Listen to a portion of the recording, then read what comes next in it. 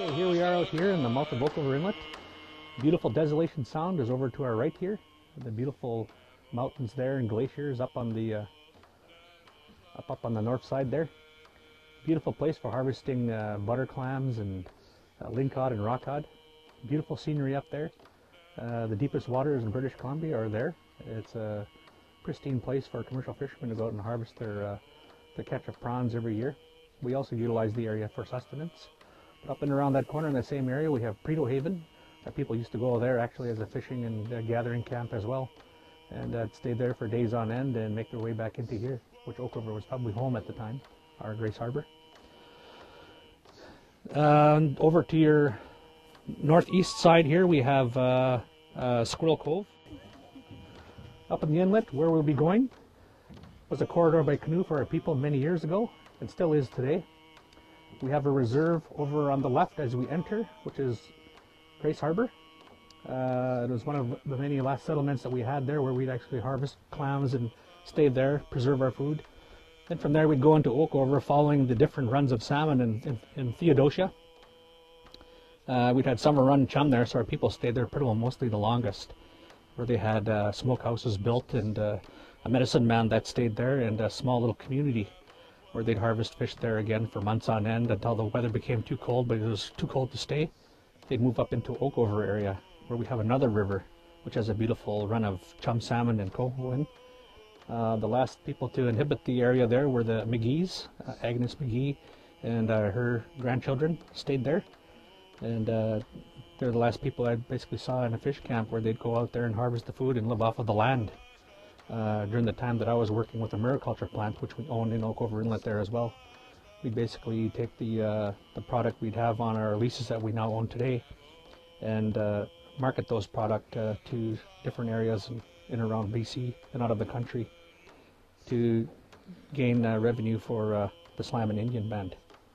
Over to our left or right here we have Turn Point. Turn Point is also a food harvesting area, but we also use it for commercial harvesting as well. For the people who go there that have the Area C commercial licenses, would fish on a good tide and take their bounty and bring it to a commercial buyer and generate revenue and income for their families. Over there we have West Redonda. It's a beautiful area for harvesting deer as well, but we have many wolves that have entered the area, so we have someone to compete against when we're harvesting food. Kinghorn has a small population of deer on it as well. They're very small because the island is high and steep, and they got skinny muscular legs, so the meat makes it tougher like a goat. Lewis Channel, up as far as you can see there, up and around that corner, 2 points, you'll run into Church House. They had a village there up until it must have been about 20-25 years ago, where they moved off there because of the isolation there. But there people used to travel. We all speak the same language from one community to another, staying there, visiting friends and family, sharing the language, sharing traditions, sharing with the bounties that they've caught, and told the stories of this beautiful area. Spending days on end visiting family is what it was all about, and it's a good thing to have. Emily August and the Dominics used to live here. My grandmother, and then from her descendants down to our family. My dad lived here as a kid. We always talked about this area. They used to hand log back in the day. No machinery. They'd hand log, and then they get their little boom of logs here together, and the guy would come in and take them all away.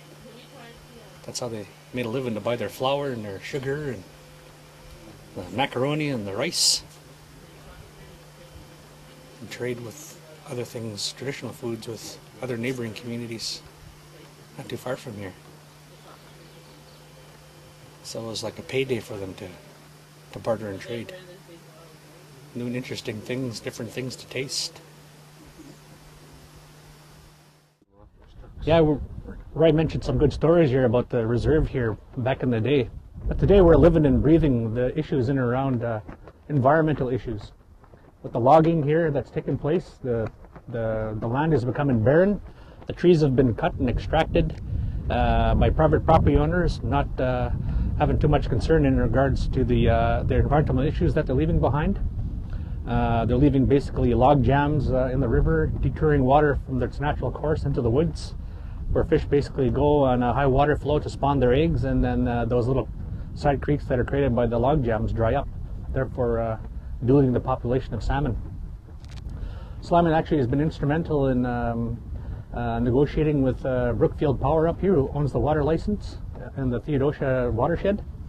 What they have a license to do is basically divert the water from the main river source into Olson Lake, which in turn goes into Paul Lake, where they collect the water down at the mill site to generate hydropower through turbines. With that being done and our negotiations, we managed to put a new culvert bypass in, which initiates more water flow, which in turn generates habitat for more fish. This river used to be a thriving spawning river with a maximum capacity of about 50,000 salmon spawning pairs in there. Since they initiated the water license, the fish numbers dropped to a mere 6,000 to 10,000. So with our efforts with Slyman and negotiating with Brookfield, we managed to bring those numbers back up through enhancement. Today we're looking at 25,000 to 30,000 fish returning back again. So it's a good partnership that we've established, and we'd like to do that with all these stakeholders up in here. All these people logging and extracting should be putting something back. And we've developed through that we've developed a Theodosia roundtable to look at those issues. And hopefully these people do come on side and recognize the importance and significance of this reserve and why we're here. That's not only going to benefit Aboriginal people, but it's going to benefit everybody here for future generations to come. And I'd like to see one day that everybody will be back up here again enjoying the beautiful place that it is today.